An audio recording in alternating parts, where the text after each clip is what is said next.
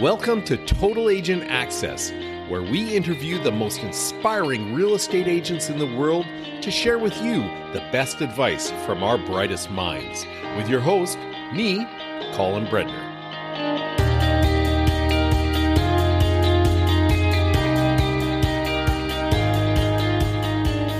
All right, we are back with none other than Fred Johnson, a third of his name. Now, I had number 3, exactly. I had to throw that in there. I had to do my best, Game of Thrones, the third of his name. It is I. And put it in there. So we're with Fred. And I'm really excited about this. We haven't connected for a while, and I miss our conversations. So this should be a really, really good one. I love the fact that we're able to connect here, and we're both on opposite sides of the continent. You, of course, are in Cary, North Carolina, and me, myself, I'm way up north in Prince George, British Columbia, Canada. But yeah, Fred and I have been able to connect over the last several years and work out kind of how we sort of work together. And we come up with ideas and brainstorm. And I thought, you know what? It's about time that we get you on this podcast to share with everybody else all the great stuff that you're doing. Now, how about you share? I know all about your background, but your background with everybody else that's listening. Absolutely. Colin, thanks for having me on. Speaking of what Colin said, this relationship actually spans a little over 3.5 years now. I've been in the world of real estate, a little bit north of 6 now, coming from the public safety world, former firefighter, EMT, and for a short time, 911 dispatcher. I don't talk about that as much. It's not as cool. I like to be out there. Hey, it's still kind of cool. Yeah, I like responding. Coming from the public safety world, transition to real estate after some unfortunate back injuries. And for you and I, when I was about 2.5 years into it and was really ready to start spreading my wings and ready to look for some new options and opportunities, we connected. And since then, we've been partners in crime. Well, I get it like that because there's some thoughts about real estate agents. We've been partners in this thing. Yeah, we've been partners. We've been partners in this thing for about 3.5 years. And, it's been great because like you said, we have these check-ins, fairly infrequently, but they seem to always be on time. So I'm excited for this one.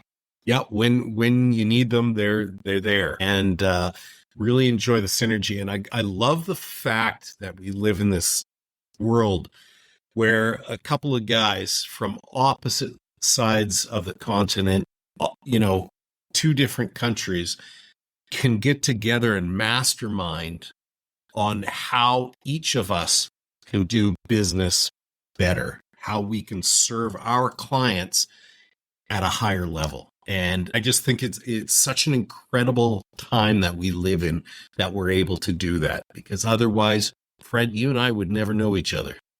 No, that we existed or knew that we could actually be a useful resource to one another, being able to go where we're trying to go in this thing.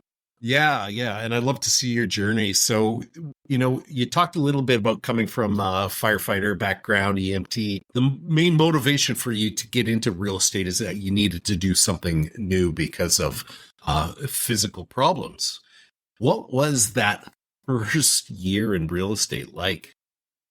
You know what? It was fighting a lot of self-doubt, right? Because the whole conversation of me getting into real estate was spurred on by a conversation with my wife. And, I was looking at a job to the post office. I was just trying to find something that would allow for me to be able to punch the clock and provide. And, she had to look at me and really talk some sense in and say, quit looking for jobs and find something that's going to be a career. Find something that you're going to be passionate about equally as much as what firefighting provided for you for a time. And so when I went through the pre-licensing course, the first time, I failed it.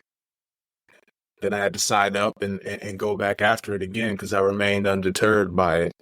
And, second time around, passed the course, passed the state and national exam, which you have to do. down here in North Carolina, and then you get your license, and then it's like, great, now what? And That's where the are you big one, right?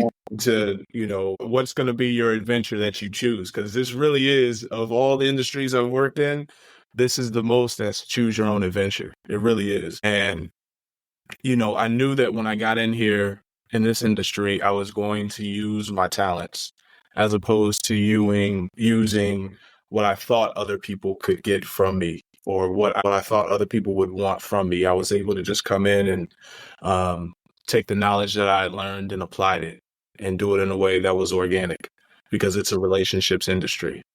What do you think those talents of yours that you brought from your other career were that really helped you? Yeah. So, I was just actually talking to somebody about it yesterday. In fire, you get on scene and it's a 360 size up to be able to see what's going on, identifying a problem, diagnosing it, and then treating it. In real estate, it's like you get the call, help me sell my house or help me want to buy a house. And now it's a matter of, okay, well, what's your situation? What are you specifically trying to accomplish and how are we going to get you there?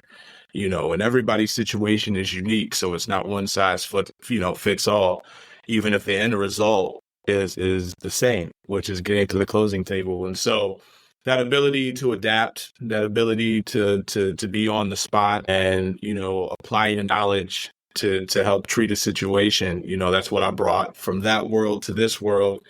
And from there, it'll never feel foreign to me. Yeah. Yeah. So the area that you operate in is Cary, North Carolina, and that's part of the what do you call it? Triangle. The, tri- Triangle. the triangle. So you have See, I'm Raleigh. still working on my North Carolina geography Oh, here. that's fine. Trust me, because if you asked me before this interview, I couldn't tell you what province you were in, my man. So the triangle. So you have Raleigh, Durham, Chapelville, sometimes called RTP, but it's that tech hub that's right by RDU International Airport in essence. And so I serve Cary, which was voted #1 safest place to live. And it's been home for myself for over 11 years. But it's been a fast growing area. And, our county, Wake County, when I first moved here, we were the second biggest county in the state of North Carolina, behind Mecklenburg, which houses Charlotte, that I know a lot of people would be familiar with on a national level. We actually surpassed them. We've overtaken them, and we're now the highest and densely most populated area in the state of North Carolina. So it speaks to our growth just in my time in this industry.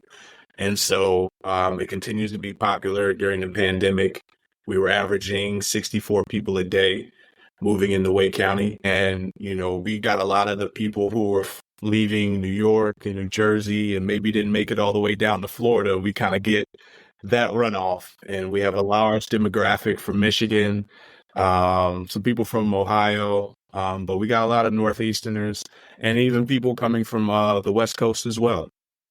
How do you stay on top of those market trends with all these people coming in? How do you know how many people are coming in? And better yet, how do you position yourself as the person that they should call? Well, I tell you, it's kind of a two-front fight in essence. Number one, I'm a numbers person, so I love numbers. And if you're down here, it's inevitable to know. I mean, it's inevitable that you see the evolution that the area is taking on. From the third tunnel being built at RDU to all the construction along the interstate, it's necessary. And so, for the content that I build, it's rooted in education. I feel like it's best for me to not feel like I'm talking down to the consumer, but also just informing them.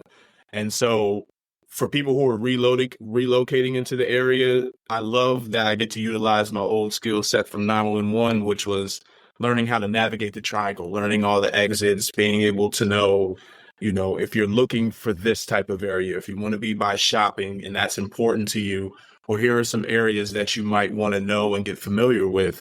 And then for people who have lived in this area who now feel like they're being priced out of it, it's important for you to know to still find those pockets where it may feel affordable for them. I'm grateful that I was able to help, a couple just 2 weeks ago who are professors at NC State find a property less than 2 miles from NC State that fit their budget. because that's something that right now, on a broad sense, if they were to give you their price point and they tell you where they want to be, many people would say that that's not logical and it wouldn't be feasible, but it's not true if you're able to dig into the numbers and find those areas where people can find that intersection of opportunity and then, their price point.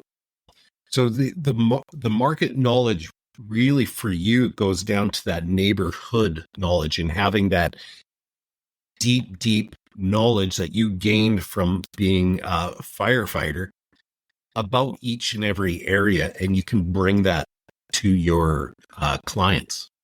Absolutely. Because while I live in Cary, I worked in fire in Holly Springs. I coach youth athletics in Holly Springs. And, I have to familiarize myself with those areas because my clients don't want to just live in Cary. I've done closings in neighboring counties. I've done closings in at least 6 of the 12 towns that make up Wake County, because Wake County is comprised of 12 different towns that are all unique and, in and of themselves that have their own characteristics. So, for me, it's not just being knowledgeable where I live, but being knowledgeable, in a broader sense of where I live. And so, absolutely, it's definitely applying all of that knowledge I have from previous experience. Yeah, neighborhood knowledge is key. And I think it's one of the main things that clients hire us as real estate professionals to do, to have that boots on the ground knowledge.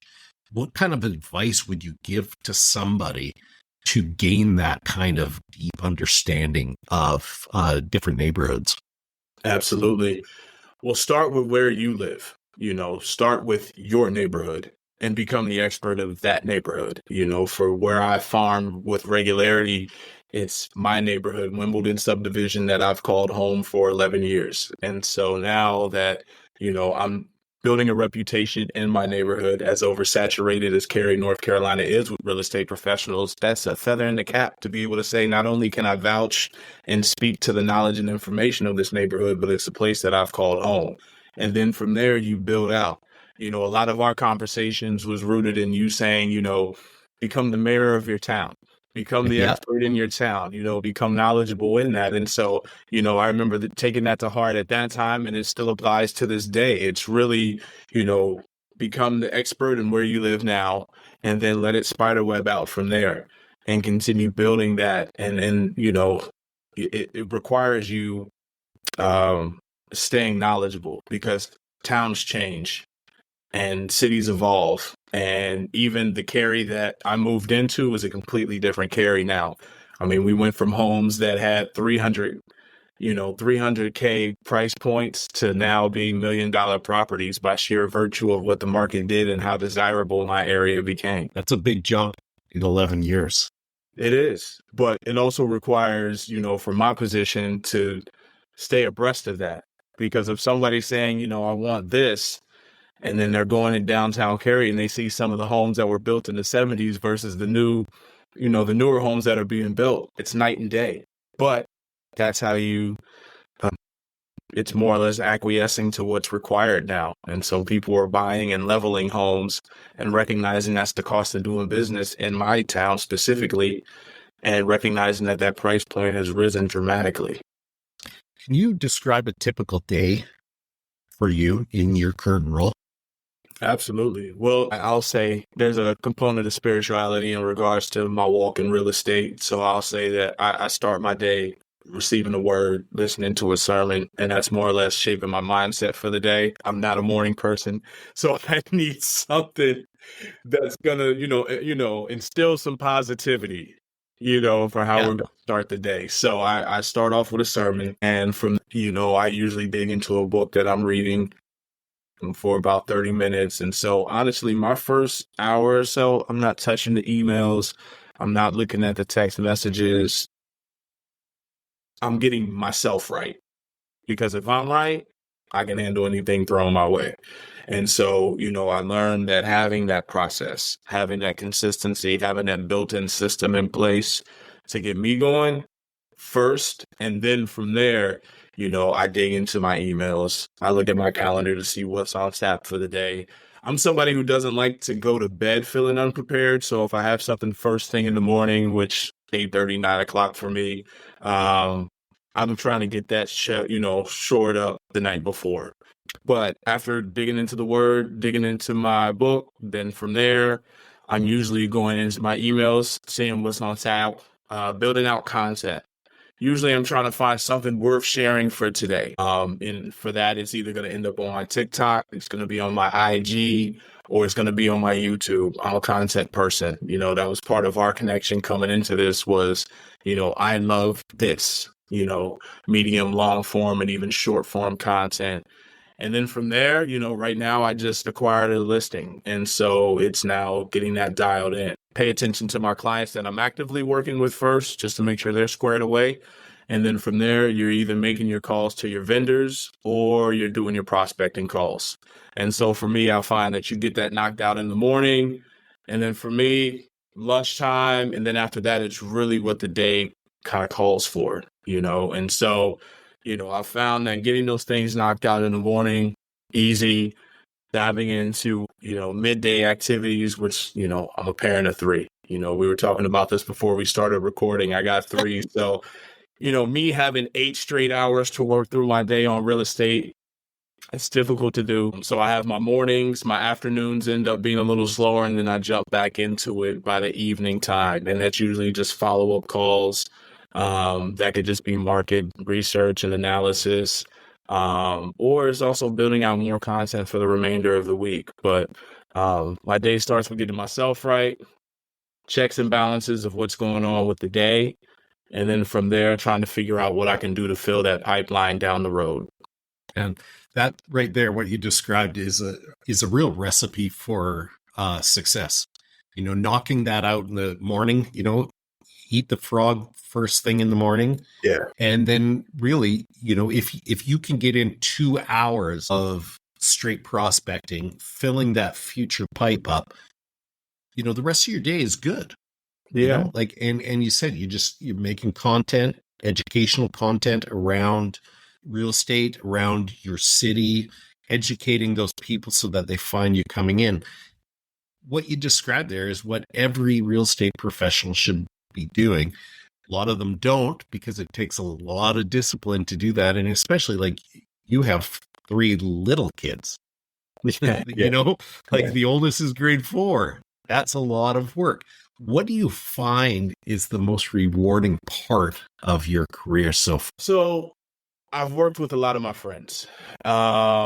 So the fact that now when I go and hang out at a friend's house, it's a house that I helped them buy, like that's pretty cool. I'm not gonna lie. Very cool. Being Yeah. able to work with my friends' families and see their kids grow up in this house that I helped them navigate the purchase of is really cool. And then conversely, how I'm able to reward my family. To be honest with you, my kids go to a really good school, and that educational environment has been extremely advantageous for them. I'm grateful for that. Being able to, surprise my family with trips to the beach. And I'm not saying this is a regular occurrence. It's not. Please don't think I'm swimming in money. But the ability to, like a husband thing, right? It's always good to just feel like you're providing. For me, that's the gratification. And then in turn, I have that flexibility to be able to coach my oldest in football. I feel more in control of my life now than anything else I've ever done. And to me, that's priceless, because with my kids, the years are flying by. They do. As young as they are, it's even wild to think that we got one that's going to be starting junior high in no time. So that's, to be present, it is probably the most gratifying. I love that about our careers, is being able to do that. And like you said, have total control over your own time. I posted on social for our team this morning, one of our core values is life by design, meaning that it's a core value of our team that you get to choose. You get to choose the life that you want. Some people, they want to go to the moon. They want to sacrifice time, and they want to make a big, big income and sell a ton of houses. When others, they're just, they're satisfied with, like 20 homes a year, 15 homes a year, something like that. And that's good for them, because you know what? the juice for them is that time that they get to spend with their family. They're contributing, they're making enough money, but it's about the time. And so I think that's like super, super important. And I'm glad that you're thankful of this and that you love that and that you get to spend that time with your kids. It's so important. Like you said, it goes by really, really quickly. So we talked a little bit about content creation. Now, how do you differentiate yourself from the other agents in your market? Because there is a lot of agents in your market. Yeah, I talk about the important stuff, but not the sexy stuff. I actually, I talk contracts. I talk changes to the contracts in an effort to help frame expectations for consumers. Recently we had the big NAR settlement that came out of Missouri. And so, down here, we're going to do the changes. Buyer's agent fees no longer being marketed in the MLS.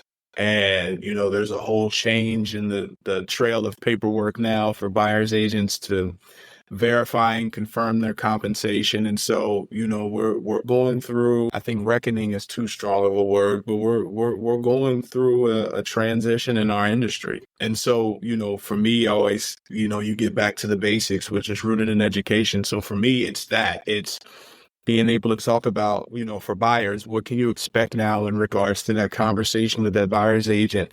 Now you're going to see more buyer's agents pushing to establish agency at that first date. Before it was, let's go see her crawl, let's go check out a property first. And then if it's a good feeling, then okay, we can establish something. But now you can't risk opening the door with no agency agreement in place. And now conversely, speaking with sellers, it's a matter of what about your listing is going to provide value, because, for a long time they just heard, it's a seller's market. So that just meant I could put my home on the market. I'll get whatever I want. And it's like, well, no, not exactly. This conversation rates and, rates are starting to trend more favorably, but it's kind of behind from what we thought back in quarter 1. And, what work are you willing to put in? Because, you can't just put a home on the market, expect top dollar, and then we all shake hands. There's a negotiation and strategy that needs to be implemented. And then also having a conversation with sellers who are like, listen, this is my rate right now. Why would I want to sell my house and get this rate now? So it's a lot of conversations worth being had. And so it's making people aware of the pros and cons of all these different scenarios. So for me, that's the content I enjoy making. Again, it's not as sexy as seeing a subway tile backsplash or showing you the new trend in light fixtures in kitchens or how we love green in kitchens now or anything like that. But I'm making it more well-rounded to include that too. Yeah, I was going to say I've seen a few black backsplashes in your videos. So backsplashes, yeah. I used to have my staging tip Tuesdays. Absolutely. Yeah, and keep them going. So how do you track the success of your marketing efforts? That's a really good question.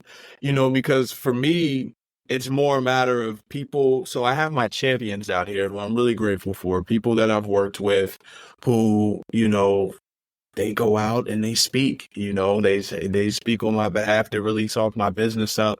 And really my content and my marketing becomes, in essence, the new business card, right? Because now when people hear a name, the first thing they're going to do is go check them.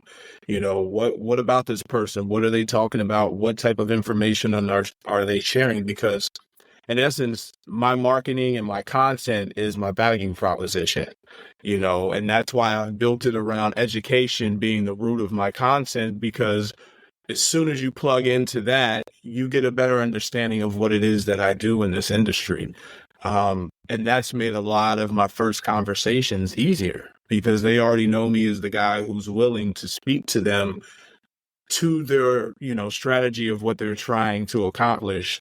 And they know that I'm speaking from a place of ethics and also setting the expectation. Yeah. And that's a brilliant position to come from. And you touched on it there, becoming that guy that they know, like, and trust. Say that. I think I say that every podcast. And I think I say that in every conversation, but it's really true that as real estate professionals in our marketing, that we're trying to get people along that path, to know us, like us, and trust us, because once you have trust, they will do business with you. And rooting it in education and showing everybody, hey, I'm the guy that knows his stuff. I can show you a backsplash. I can show you some nice lighting. But the truth is that I'm going to stop you from making big mistakes, because I am knowledgeable in how to write an enforceable contract, right?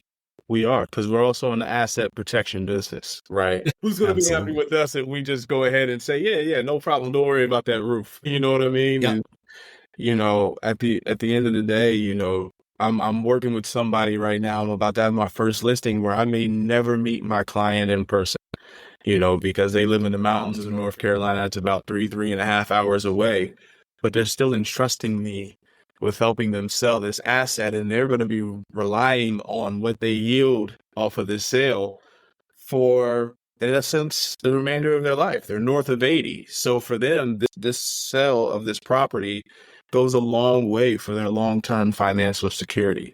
And that's not something that I take lightly. I've had the ability and the opportunity and the honor to work with a demographic where they're transitioning into a different phase of life, and somebody that they can trust, and somebody that, can either hold their hand, but certainly set the expectation in regards to what this process is going to entail for them, because it's so different from what they experienced 30 plus years when they, ago when they bought the house. Yeah, it's a completely different industry.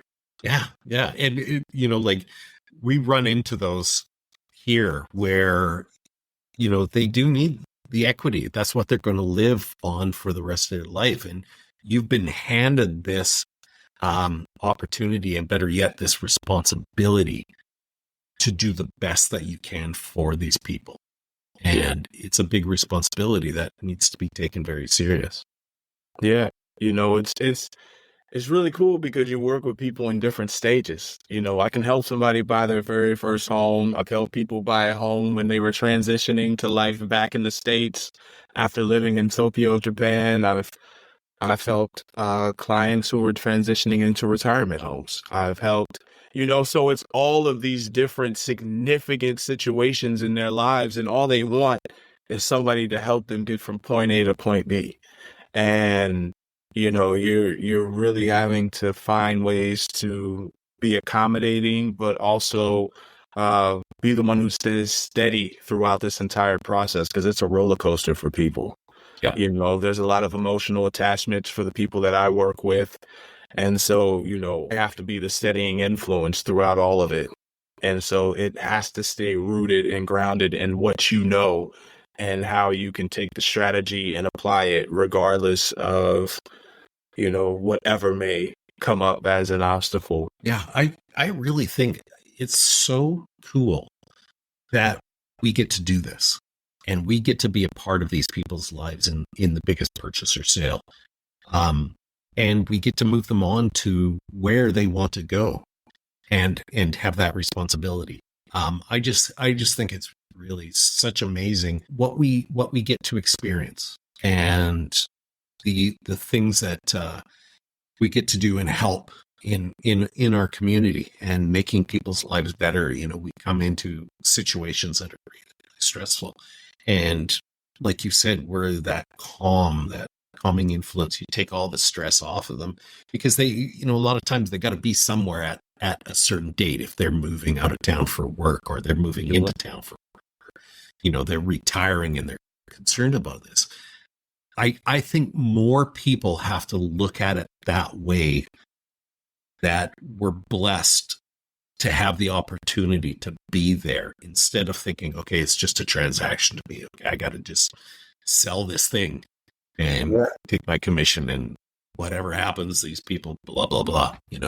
I just think there's a much larger picture and a much bigger position for us as real estate in our. I think it's amazing, and I love the fact that you come from it with that sort of view. Like, not once in half hour of talking, you've talked about being in transition. Like we talk about how we're enriching the people around us, and And I think it's really amazing. But anyways, let me get off the soapbox for a little bit. You know what? Preaching. I was letting you run, man. It was great. Hey, all right, all right. Yeah, speaking of preaching, I saw you marrying some people the other day. I did. I officiated a wedding. I am licensed in the state of Florida. If you want to get married in Florida, I can do it. But no, I'm going to make that happen, my friend. listen, I was asked a year ago for a relative. She and her fiance were getting married. I was honored to do it, and I got licensed. And yeah, man, I wrote up the whole ceremony, wrote the poem, all of that stuff, man. So listen, You are a man of many talents. listen, man. I get asked to do it. I have trouble saying no, but just know that when I say yes, I take it seriously in regards to my responsibility in it. And it was awesome, man. It was awesome. Cool. Yeah. Cool. Anyways, we digressed on that a little bit. I had to bring that up because I was like, look at that, friends marrying people. Isn't that Yeah, cool? I got a lot of messages from friends. They're like, "What are you doing? What do you do?" Actually, yeah, I have hobbies. All right, I got to get Yeah. out the house, man. I got to get out the house, Colin. Yeah. Guys, I spend a lot of time in my garage at home. It's kind of my brainstorming station, and I usually need reasons to get out the house, and that was one of them. Yeah. Okay. So back on to real estate here. What are your top 3 strategies for generating leads? Because we've talked all about these people coming to you. Now, how are you getting them? I'll Touched a give little you bit on social media. Sure, sure. So obviously social media is something that I enjoy just because content creation is a passion of mine. Beyond that, conversational prospecting, within my SOI, I find myself in many different social settings, be it through my children's school, coaching youth sports, which we mentioned briefly, friends and family, my wife's job, which she's connected with the North Carolina Auto Dealers Association. So she is the event planner for that association. So conversational prospecting has been invaluable. Large bulk of my business is word of mouth, rooted in my sphere of influence. So I would tell people, listen, if you know a lot of people, use that opportunity to be able to get reconnected with people, and not in a way that feels sleazy or salesy, but it's literally sometimes just being top of mind.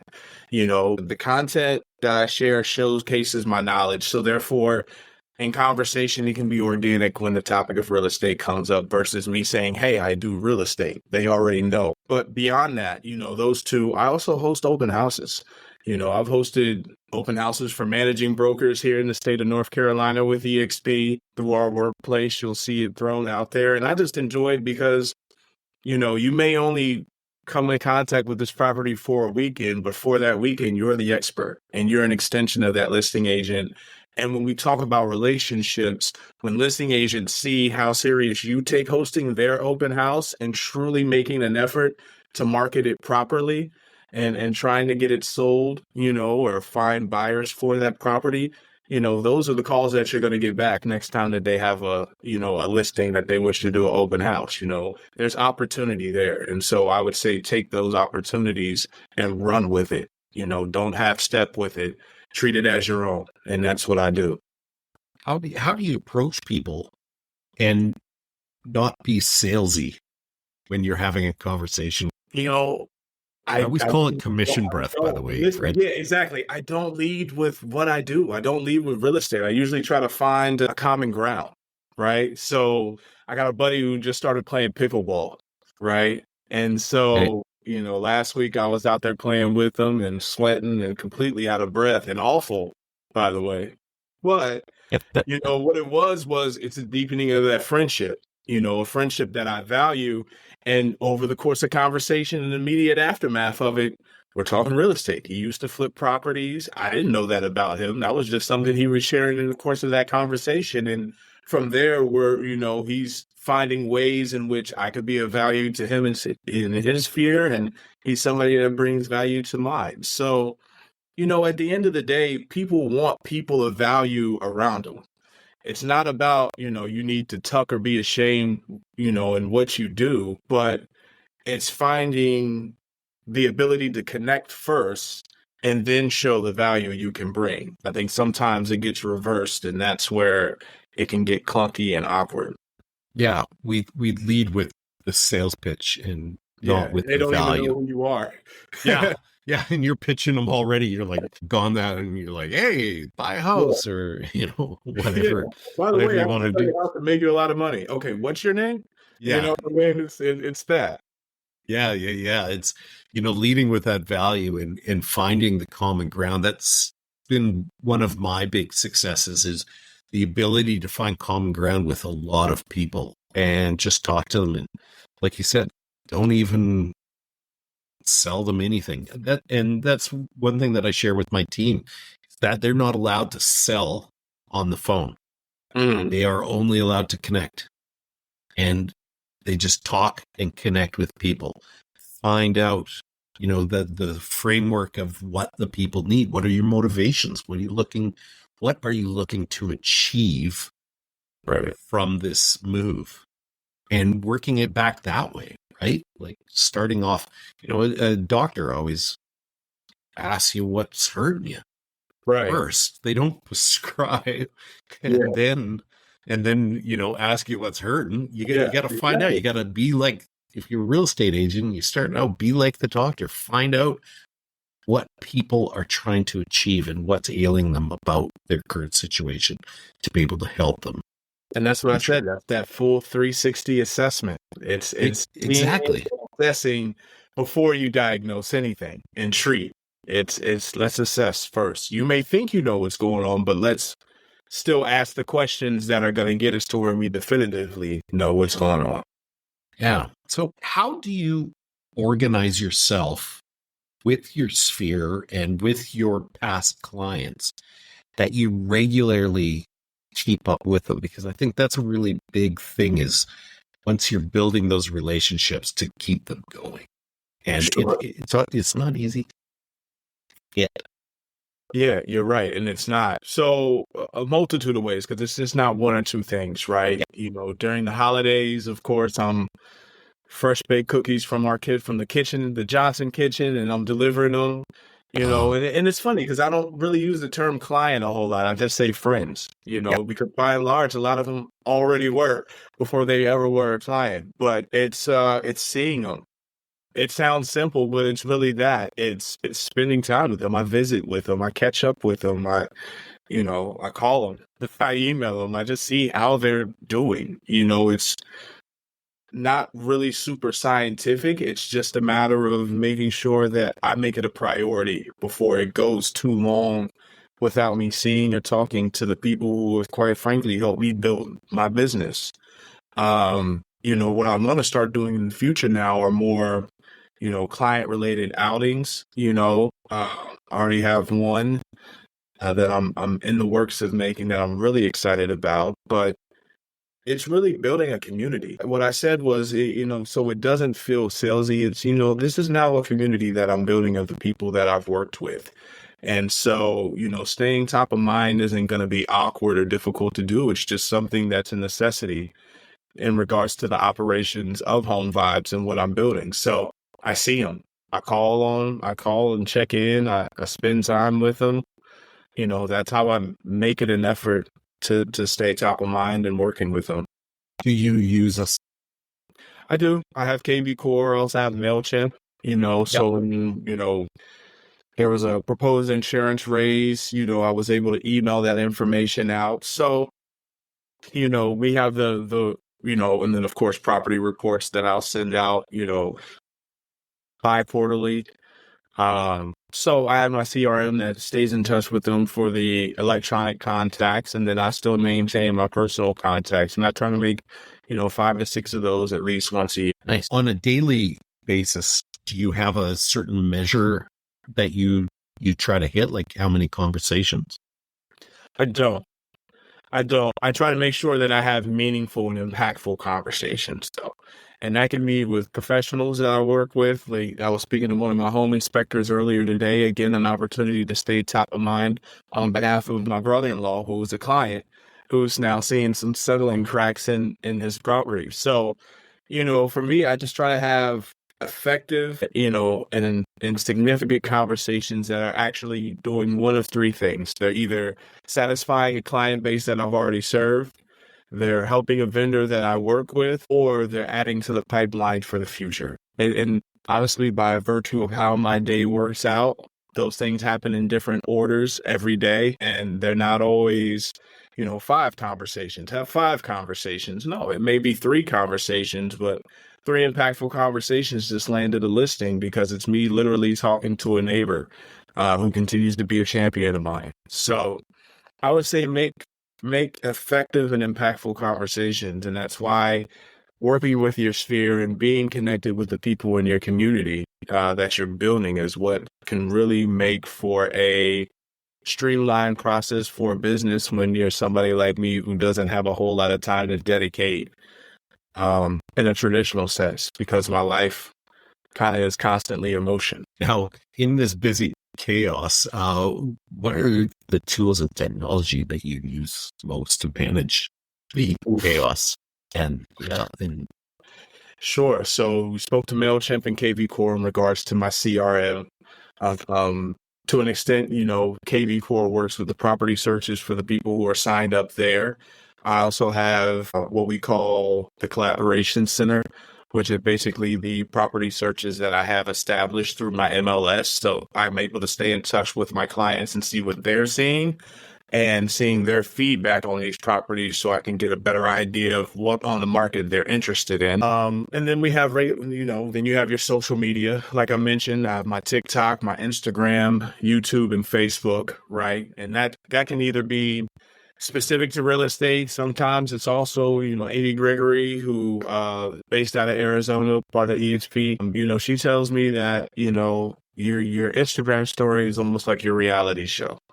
Right. And I'll say I'm not the most, the big shower on Instagram story in regards to my day-to-day life, everyday life, but I implement and inject my personality into my story. So you get a better idea of who I am, not just I could really go with technology, but in regards to maintaining touch with my clients, it's that, and then maintaining touch with the consumer is social media. So give us some tips on building a strong online presence. Consistency is one.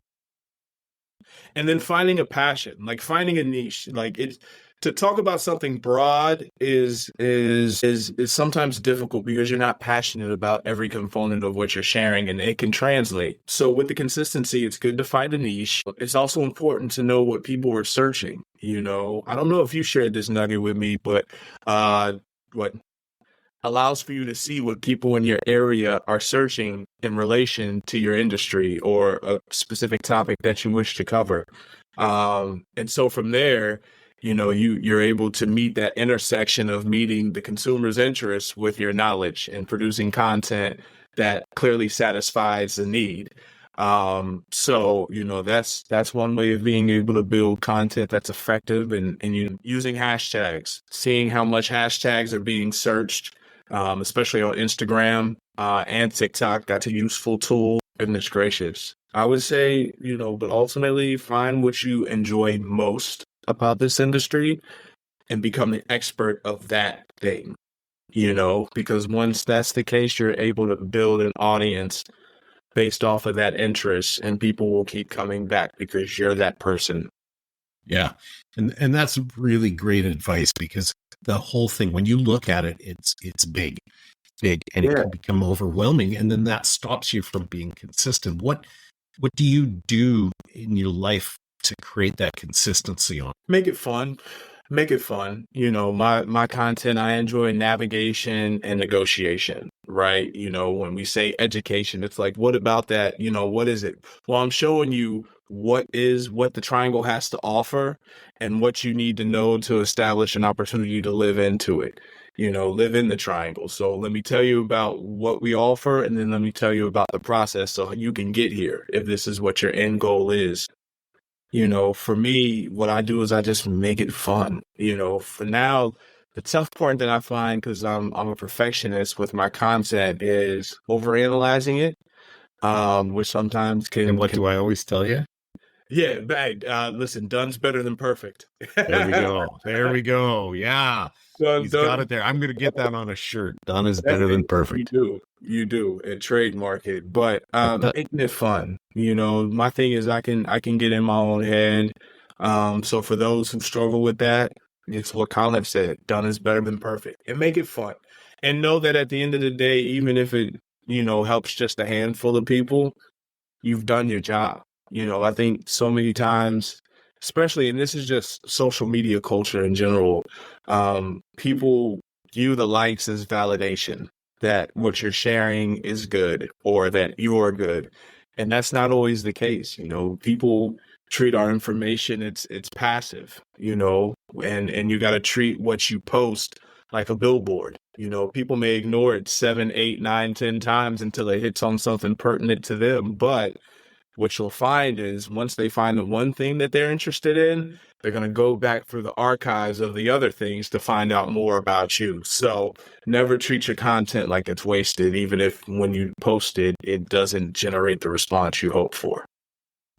That is excellent advice. I always call that going down the rabbit hole. Yeah. And I've done that where I've gone, left because I've been going right. And then somebody pops up out of nowhere and is like, hey, you haven't done this for a while. And I'd write back because I didn't think anybody was watching that or anybody was interested. And they would be like, no, I love that stuff. I just have never commented on it. So you never know who's watching your content. And then it just happens to be that one piece that resonates with them. And that gets them to reach out to you. And then you can start that relationship and building on that. So, learning and growth is really big. And I know it's really big for you. It's really big for me. How do you continue to learn and grow as a real estate agent? I stay in the classroom. Here you're only obligated to do 8 hours of continued education. But what was instrumental in my move to EXP, and this isn't just a commercial for EXP, but it was my desire to always be knowledgeable and stay in the classroom. And so, speaking specifically to North Carolina, um, there's classes Tuesday, Wednesday, Thursday. There's a market update every Monday. And so by virtue of that and staying in the classroom weekly, I do over 200 hours in the classroom on average every year. I say that with pride because it shows that I take this craft seriously. I came into it unconventionally. I came to it in my 30s. I wasn't a young gung-ho 20-something who was ready to take on the world. I wanted to come in and become the best professional that I can be. And in order to continue to do that and feel like I'm meeting that expectation, I have to stay in the classroom.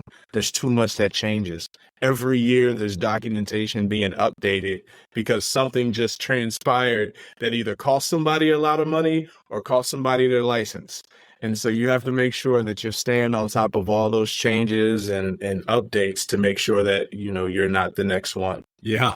Yeah, absolutely. I've been selling for 18 years now, and you wouldn't believe the changes that has happened. And most of the changes are just more paperwork, right? Like the Right. amount of paperwork that we do when I first started compared to now has changed rapidly. But everything about it, and you guys down there, you're going through this massive, massive change in how you do business as a buyer's agent. We're Um, losing a lot of agents right now. A I lot of bet you agents are. are saying we want no parts of these changes, being able to explain it, adjust and adapt to it. They want no parts of it. I was just on a sales call earlier today, and they mentioned one brokerage lost 40% of their agents. Yeah, it's it's a change. It But is. it is a way of separating the professionals from the part-timers, It right? is. And like you said, you're staying in the classroom Yes. because you're going to perfect your craft. Craft is helping people get to work. So, what books, podcasts, other resources would you recommend to other agents? Oh, let me tell you a book, man. I got my Audible up here just because I was looking at it. How to Win Friends and Influence People by Dale Carnegie. The the the all-time classic. I like how you said that. Let me tell you. Now, That is like the all time. I like how you said, the old how to win friends. Yeah. That is the best. Yeah, that is sort of like the Bible of how to communicate with, right? And how old is it now? And it's still super relevant. Still pertinent, still Yeah. resonates. Because at the end of the day, this is the business of people. Yep. This is really what it is. And that ability to talk and connect with people, at the end of the day, yes, they know why we're calling when we're calling. But there's a way in which you can speak to somebody that says, I still value you as a person, and I'm not trying to tell you what to do just so I can get paid. I'm trying to figure out how I can help you and make this a mutually beneficial win for both of us. Yeah. Yeah. And that's the truth. So we are, kind of running long on time here. It has been really great. And I'm sure we could record another one of these podcasts sometime because, I got to like half the questions that I was going to ask you. But one of the big things we like to do in this podcast is to connect people. So if somebody has a referral coming in to Cary or the Tri-Cities, if I said that correctly, area in North Carolina, how do they get a hold of you? Man, so many different ways. I'll tell you what, first and foremost, the website. It's Home Vibes NC, like North Carolina, homevibesnc.com. That's my website. Through that, you're able to get a free listing guide and buyer's guide that kind of helps you figure out the structure and the flow of that process. And that will plug you into all of my social media, my YouTube, my Instagram, my phone number, of course, because that's always important to have. But let's start at the website, and then Fred Johnson Realtor on just about all of those platforms. You'll see me. You'll see me in a blue suit, bald, shave, all that stuff, dressed to the nines, and that's Looking me. good. But just also check Colin Breadner's friend list, because I'm on there. Yeah. Yeah, you can always find him connected to me. You can reach out to the podcast because Fred and I are well connected to each other. So I can always set you up with Fred's digits. My friend, it is always a pleasure. And I'm glad to hear everything, both professionally and with your wonderful family, are doing great. I really, one of these days, hopefully soon, I will get my butt out to North Carolina and I'll come and visit y'all. My man, we can't wait for that day. If I could just take one quick second, I would say that I am so grateful for our friendship, for being in this for 6 years. I've largely navigated it without a local mentor of sorts. And you've been that from a world away almost, right? But you've been unwavering in your support. You're always there to offer a word of encouragement, but also a word to refocus and recenter me. And I am always grateful for that. So thank you for having me on here, but more importantly, thank you for your friendship, brother. I love you, man.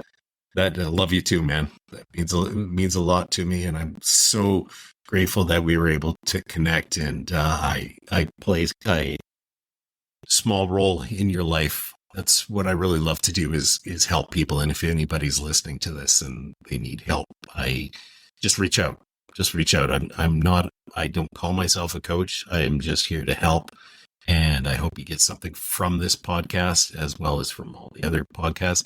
But if you need something specific, reach out. I'd love to hear from you and help you, because all I want to do is just make sure that everybody is doing the best that they can and getting what this career is. Anyways, take care, my friend. My brother. All the best. And say hi to your wife for me. Same, man. Tell the missus I said hello. Hello to all my friends in Canada. I'm sorry I can't be there. One of these days, I promise. Yeah. My wife does say hello. I told her that we were doing this podcast today, so she's like, "Oh, Fred, say hello to him." Bailey, you're killing it, and so is everybody on your team, man. Your team is killing it, bro. They are. I am so grateful. Anyways, I'm going to end this. I'll just pat myself on the back a little bit more here. But anyways, my friend, take care. Thank you so much for listening to Total Agent Access. Head on over to iTunes, hit subscribe. While you're there, leave us a review. 1 star is okay, but 5 stars is even better.